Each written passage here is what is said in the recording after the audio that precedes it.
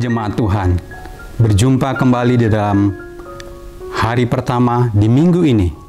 Pada hari ini kita akan mendasari hidup kita dengan satu kebenaran firman Tuhan dengan tema dan diberi judul rendah hati.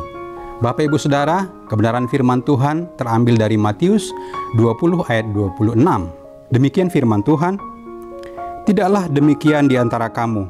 Barang siapa ingin menjadi besar di antara kamu, hendaklah ia menjadi pelayanmu." Bapak Ibu Saudara, perkataan ini dikatakan oleh Tuhan Yesus, dinasihatkan oleh Tuhan Yesus kepada murid-muridnya ketika perjalanan mereka ke Yerusalem. Bapak Ibu Saudara, prinsip dan pola pikir dunia ini bertentangan dengan kebenaran firman Tuhan. Bagaimana kalau dunia ini mengatakan, kalau ingin menjadi besar, maka haruslah menjadi pemimpin yang luar biasa yang harus dilayani. Namun, kebenaran firman Tuhan mengajarkan kepada kita bahwa bila kita menjadi seorang pemimpin, maka kita harus melayani. Prinsip dunia mengatakan bahwa kalau orang berbuat salah kepada kita, maka kita harus menuntut balas. Sedangkan firman Tuhan berkata bahwa ketika orang bersalah kepada kita, maka kita perlu mengampuni.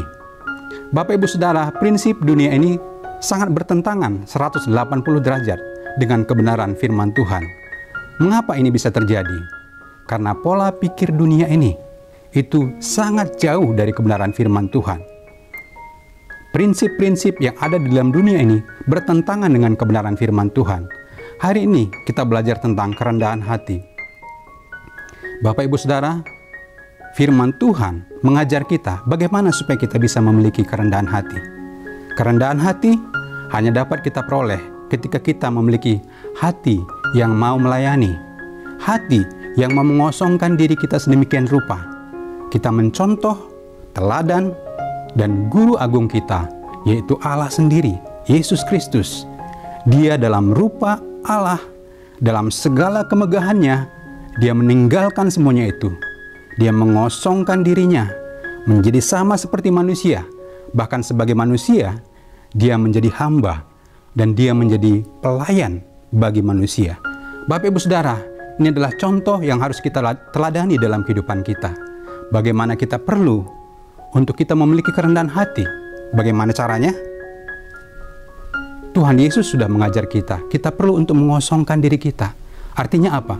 Ketika kita mau memiliki kerendahan hati, maka kita harus menyerahkan seluruh kehidupan kita kepada Allah yang mempunyai hidup kita. Kita tahu bahwa Dia adalah Allah yang berdaulat.